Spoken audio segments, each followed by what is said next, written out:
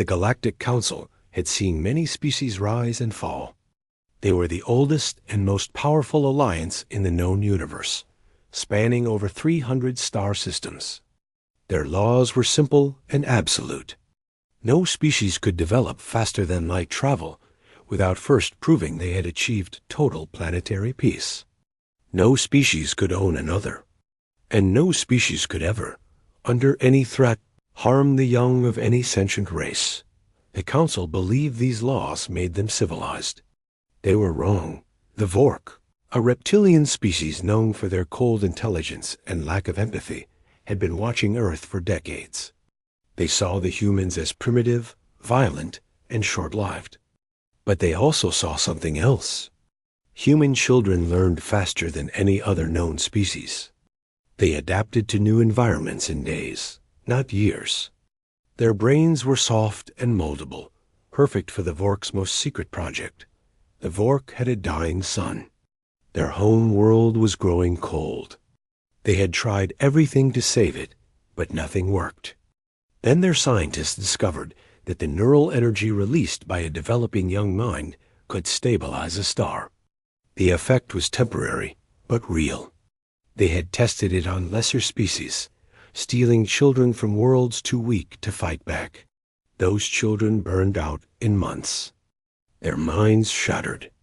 But the Vork did not care. They only needed fuel. Earth was perfect. Human children were abundant, resilient, and completely unprotected by any galactic power. The Vork sent a single stealth ship to the blue planet.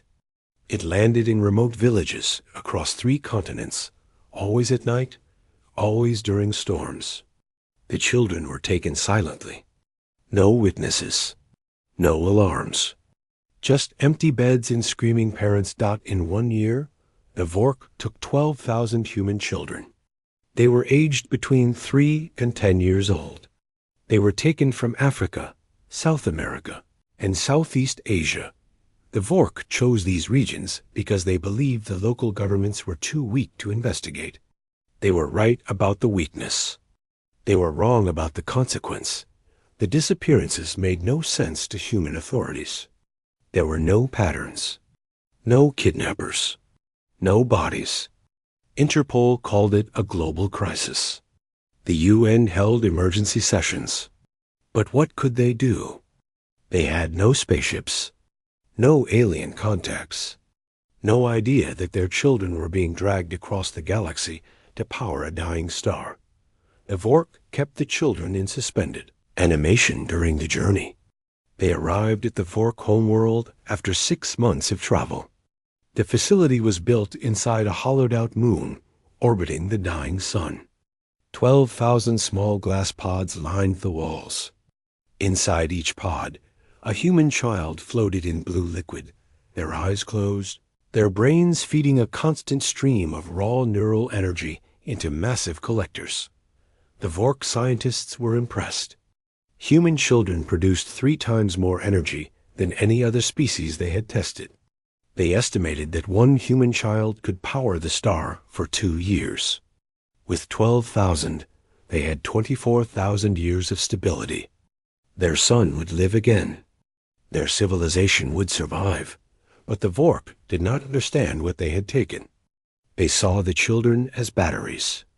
They did not see the mothers who refused to sleep, the fathers who walked into the ocean, the siblings who grew up with empty chairs at dinner tables. The Vork measured everything in numbers. They forgot that humans measured grief in lifetimes. One of the children was a boy named Adi. He was 7 years old when he was taken from his home in rural Bangladesh. His father was a fisherman. His mother wove nets. Adi was small for his age, but his eyes were sharp. He remembered everything. He remembered the bright light outside his window, the cold hand on his chest, the darkness that swallowed him. When he woke in the glass pod, he was not afraid. He was angry, and Adi's anger was patient. While the other children screamed and cried and eventually fell silent, Adi watched. He studied the Vork guards. Their movements were slow. Their eyes were weak in low light. They breathed through gills on their necks, which meant they could not survive in dry air for more than a few hours. He counted the shifts. He mapped the corridors. He learned the language by listening to the scientists argue. After 3 months, Adi found a flaw. The pods were designed to be opened from the inside in case of emergency. It was a safety feature the Vork had never considered a threat. After all, what could a child do? Adi waited until the shift change, when the guards were distracted. He pressed the release button. The liquid drained. The glass hissed open. He was naked. He was alone. He was on an alien moon with no way home. But he was free. Adi moved through the facility like a shadow. He found other children. He opened their pods one by one. Some were too broken to move. Others clung to him, crying, shaking. Adi did not cry. He held their hands and whispered the same words his father had taught him when the storms came on the bay. Stay low. Stay quiet. Stay together. They found the control room. They found the communications array. And Adi, who had learned to read Vork text by watching the scientists, sent a single message across the galaxy. It was not a distress call. It was not a plea for help. It was a broadcast on every frequency the Vork used, aimed directly at Earth. The message was simple. They took us. Come find us. Then the alarms went off. The guards came running. Adi and the other children ran back into the dark corridors, but there were too many Vork. They were caught within the hour. The scientists were furious. They increased the neural drain on every child. They doubled the guards. They removed the emergency releases from all pods, but the message had already left the moon. It was traveling through space at the speed of light. It would take 5 years to reach Earth. The Vork knew this. They calculated that 5 years was nothing. The humans would not even receive the message until long after the children's minds had burned out. They were right about the math. They were wrong about the humans. Because on Earth, the mothers had not stopped looking. The fathers had not stopped searching. And one man, a retired signals engineer named Dr. Arjun Mehta, had been listening to the stars for 3 years, hoping to hear something, anything. That would explain what happened to his grandson Adi. He heard the message on a Tuesday morning. He did not understand the language, but he understood the coordinates, and he understood the name at the end of the transmission. Adi. His AADI. Dr. Mehta did not go to the government. He did not go to the UN. He went to the one place on Earth where people would believe him. He went to the mothers. The mothers came from every corner of the Earth. They were farmers, teachers, shopkeepers, and soldiers. They had nothing in common except the empty rooms in their homes and the Hyandi. Faces of their missing children burned into their memories. When Dr. Mehta played the recording of Adi's message in a small community hall in Dhaka, the room fell silent. Then the mothers began to plan. They did not wait for governments. They did not file reports or hold hearings. They did what human mothers have always done when their children are in danger. They moved. Within a week, they had formed an organization called the Lost Children's Collective. Within a month, they had raised enough money to buy a decommissioned mining ship from a rogue trader species on the edge of council space. The ship was old, ugly, and barely functional, but it had a working FTL drive and enough room for 100 people. The collective had no weapons, no military training, no maps of Vork space. What they had was fury. Pure, cold, patient fury. They named the ship Ma, which meant mother in a dozen human languages. Then they pointed it at the coordinates Adi had sent and told the trader pilot to go as fast as the broken engines would allow. The journey took 2 years. 2 years of rationing food. 2 years of fixing leaks and patching hull breaches. 2 years of mothers learning to navigate by starlight because their navigation computer kept failing. They did not complain. They did not give up. They sang songs to their missing children and practiced what they would say when they finally found them. The Vork did not know the ship was coming. They had dismissed the human transmission as a ghost signal. Their intelligence reports said Earth had no space travel, no galactic alliances, no reason to be feared. The Vork were so certain of their superiority that they did not bother to watch the approaches to their star. They simply turned up the neural collectors and watched their sun brighten dot by the time Ma entered the Vork system. The children had been in the pods for over 3 years. Most had stopped fighting. Their minds were dimming. The Vork had already replaced the ones who burned out with fresh captives from other worlds.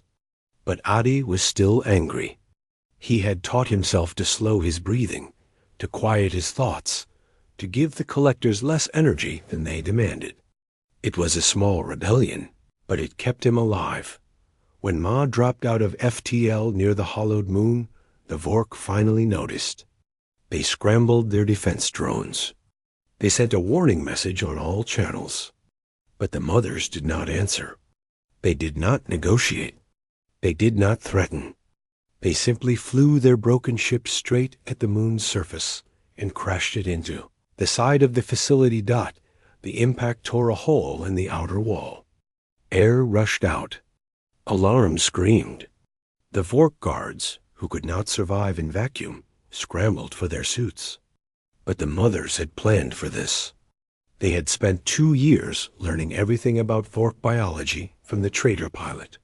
They knew the guards had only 3 minutes of air in their emergency masks. They knew the facility's life support would take 5 minutes to restore Dot in those 2 minutes. The mothers moved. They were not soldiers. They did not have guns or grenades. They had hammers, crowbars, and the sharpened edges of broken metal panels.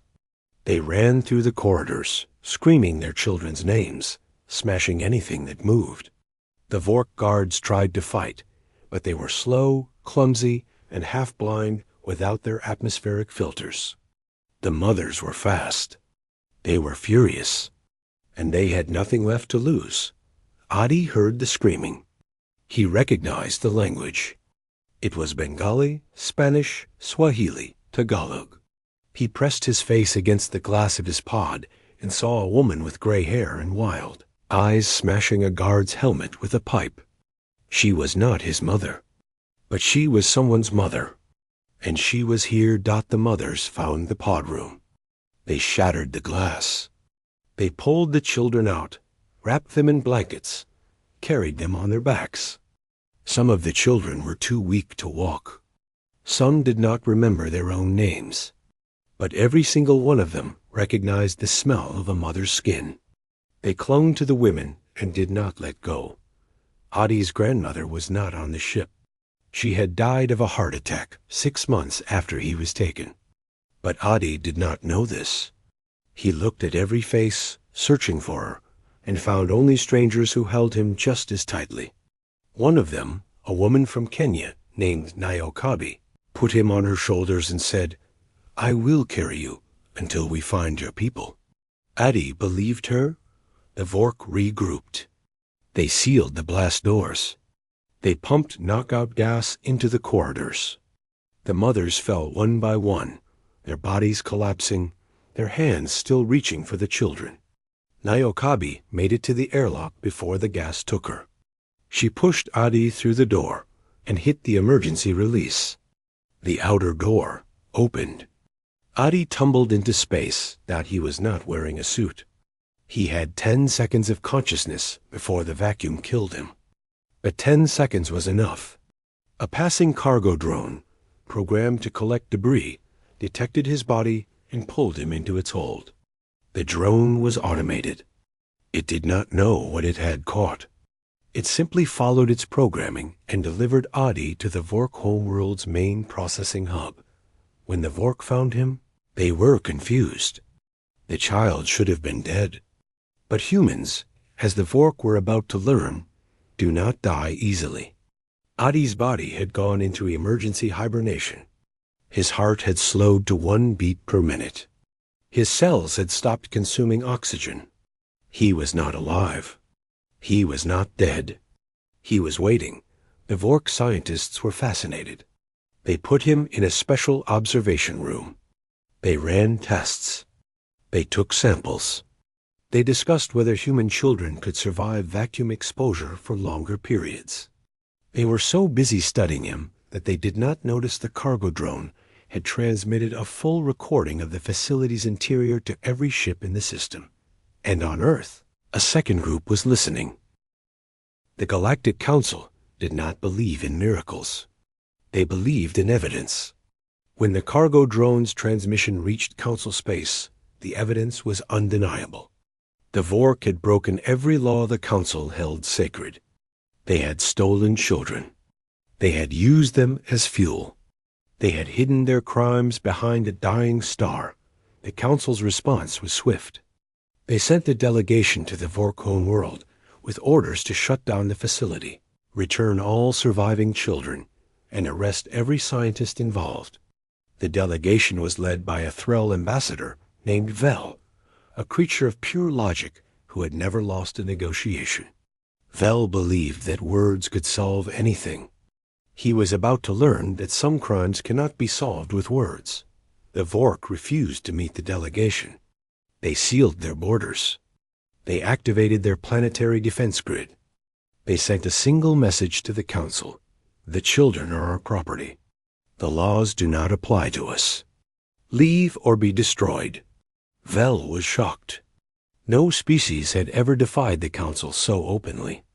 He requested permission to use force. The Council debated for 3 days. Some argued that the Vork should be given time to reconsider. Others pointed out that the children were already dying. Every hour of debate cost more young lives. Finally, the Council voted. They authorized a military response.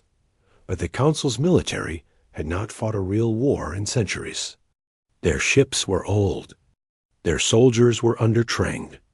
They believed that showing force would be enough to make the Vork surrender. They were wrong. The Vork had been preparing for this moment for years. They had hidden weapons. They had secret shipyards. They had converted their entire civilization into a fortress. The Council's fleet arrived at the Vork system and was destroyed in 17 minutes. It was not a battle. It was a slaughter. The Vork used a new type of weapon that targeted the neural links between Council ship crews. Every soldier, every pilot, every commander fell into a coma the moment the weapon activated. Their ships drifted helplessly. The Vork picked them apart at their leisure. Vel survived because his ship was at the rear of the formation. He watched his entire fleet die on his view screen. Then he watched the Vork turn their weapons toward the Council's home worlds. The Vork did not want to negotiate. They wanted to conquer. They had seen how weak the Council truly was, and they intended to take everything. The Council fell into chaos. Member species began surrendering to the Vork individually, hoping to save themselves. The Threll, the Kel, the Xiphon, all of them bowed. Within 6 months, the Vork controlled half of Council space. Their dying sun was no longer a concern. They had access to 100 new stars. They did not need human children anymore. They needed slaves. And on Earth, the mothers who had been captured on the moon facility were not dead. The Vork had transferred them to labor camps on the home world. They were beaten. They were starved. They were forced to build the very ships that were conquering the galaxy. But they did not stop fighting. They smuggled messages. They sabotaged engines. They taught each other how to pick locks and disable alarms. One of them was Niokabi, the woman who had carried Adi to the airlock. She had been recaptured in the gas attack. Now she worked in a munitions factory, assembling the warheads that the Vork used to paralyze Council ships. Every 10th warhead she made was defective. She filed down the connectors. She mixed the wrong chemicals. She did it slowly, carefully, so the Vork inspectors would not notice. Adi was still in the observation room. The Vork had kept him alive because he was unique. No other human child had survived vacuum exposure. They wanted to study him, to understand how his body had protected itself. Adi did not give them the satisfaction. He refused to eat. He refused to speak. He stared at the wall for hours, his face blank, his mind calculating. He had learned something in the observation room. The walls were thin. He could hear the Vork scientists talking about the war. He could hear them laughing about the Council's weakness. He could hear them discussing the one thing that still worried them. Earth. The humans had not surrendered. The humans had not even responded to the Vork's demands. They had simply gone silent. The Vork did not know what that silence meant. Adi did. He had grown up hearing stories of the British Empire, of the Mughals, of the Japanese. He knew that when humans go silent, they are not afraid. They are building something. On Earth, the silence was real. After the Council's fleet was destroyed, every government on the planet had watched the footage. They had seen the Vork weapons. They had seen the Council fall. And they had done the one thing humans do best when faced with extinction. They had united. It was not a peaceful unity. There were fights. There were arguments. There were countries that wanted to surrender and countries that wanted to fight to the last child. But in the end, the fighters won. Not because they were stronger, but because they had something the others did not. They had seen the footage from the moon facility. They had seen the glass pods. They had seen the children. The world's best engineers, scientists, and soldiers were gathered in a secret facility beneath the Rocky Mountains. They had reverse-engineered the Vork's neural weapon from debris left behind by the Council's destroyed fleet. They had built their own version. It was crude, unstable, and could only fire once. But it did not need to fire more than once. They called it the Mother's Whale. It was a broadcast, not a bomb. It sent a single pulse of raw, unfiltered human emotion across the galaxy. Not fear, not anger, grief. The same grief that every human parent had felt when their child was taken. The same grief that had driven mothers to fly a broken ship into an alien moon. The same grief that the Vork, with their cold reptilian brains, had never learned to process. The plan was simple. One ship would carry the Mother's Whale into the heart of Vork space. It would broadcast the pulse on every frequency. The Vork's neural links, designed to read and manipulate emotions, would be overloaded by the sheer intensity of human grief. Their minds would shatter. Their weapons would fail. And then the human fleet, cobbled together from every space-worthy vessel on Earth, would finish the job. It was a terrible plan. It might kill every human on the ship. It might do nothing at all. But it was the only plan they had.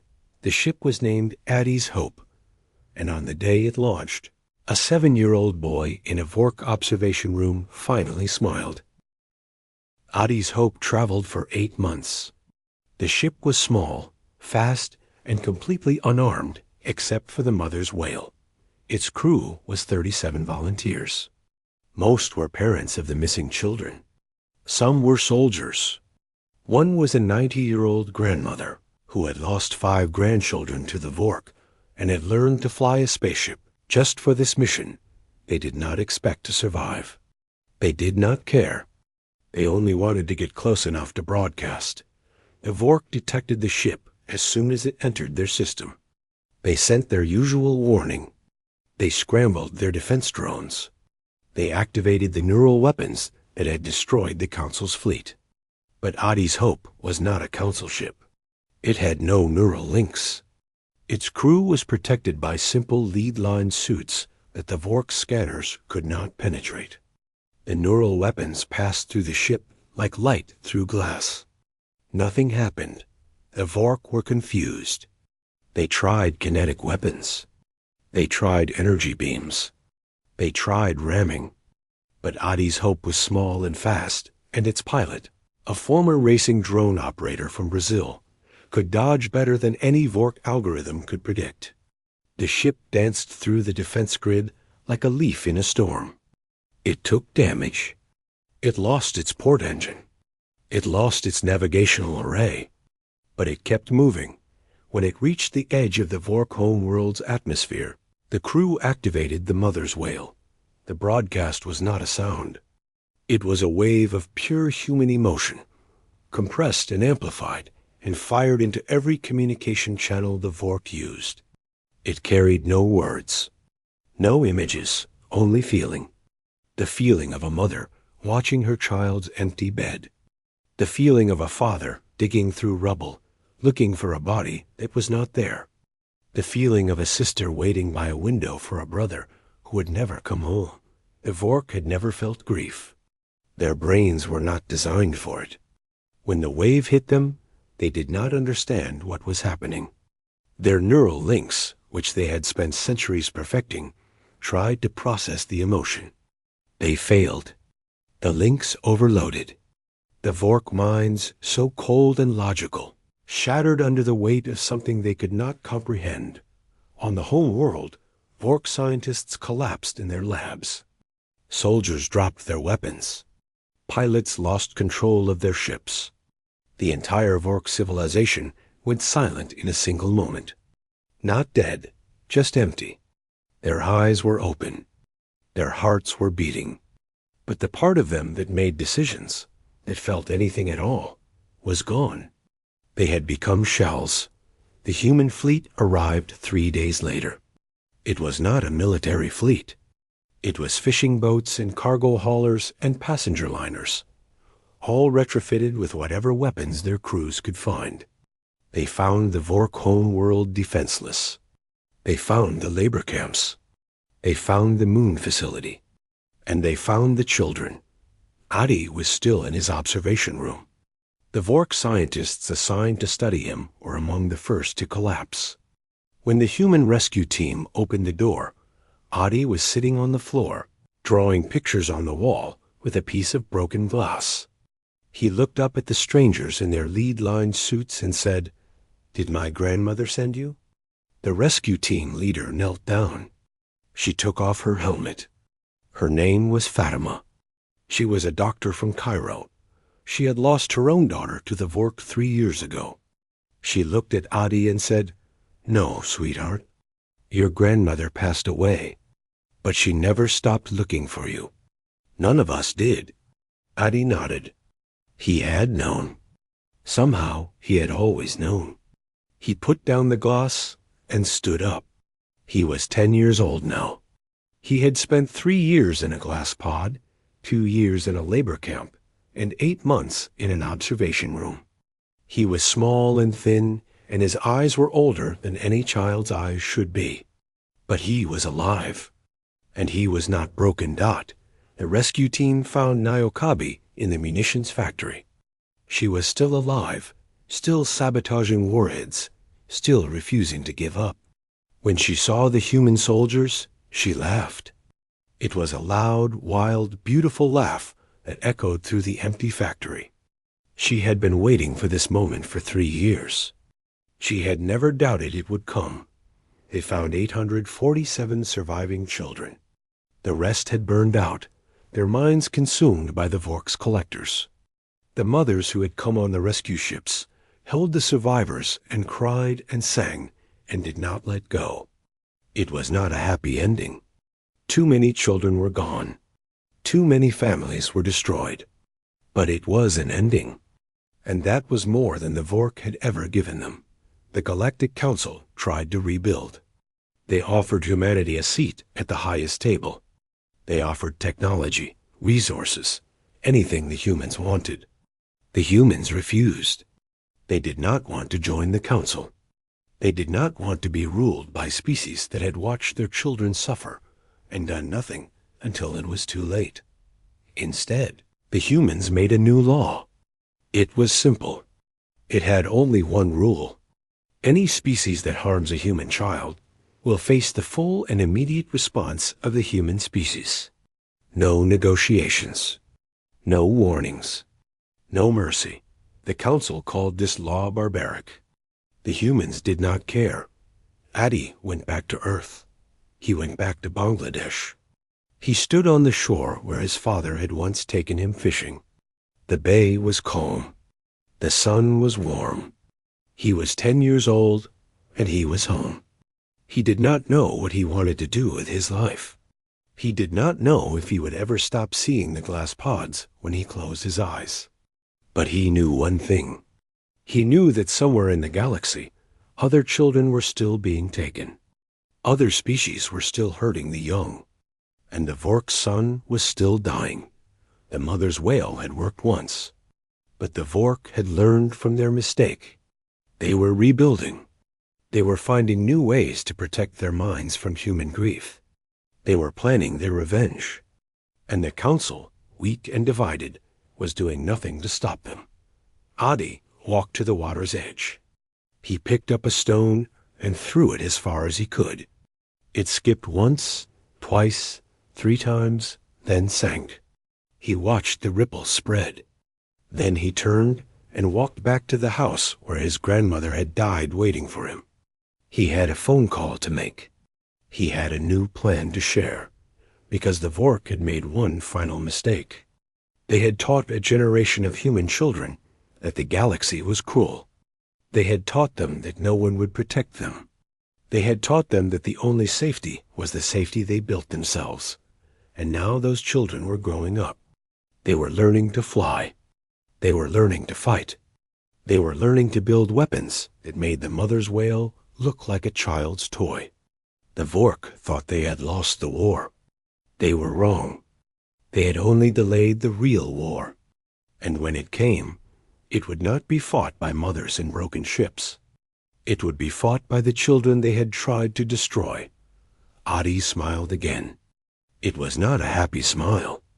It was the smile of someone who had seen the worst the universe had to offer and decided to offer something worse in return. He picked up the phone. He dialed a number he had memorized in the observation room. A voice answered. It was Nyokabi. She was back in Kenya, rebuilding her village, raising the children she had saved. She sounded tired. She sounded old. But when Adi spoke, she listened. They're going to come back, Adi said. We need to be ready. Nyokabi was quiet for a long moment. Then she said, I know. I've been waiting for you to call.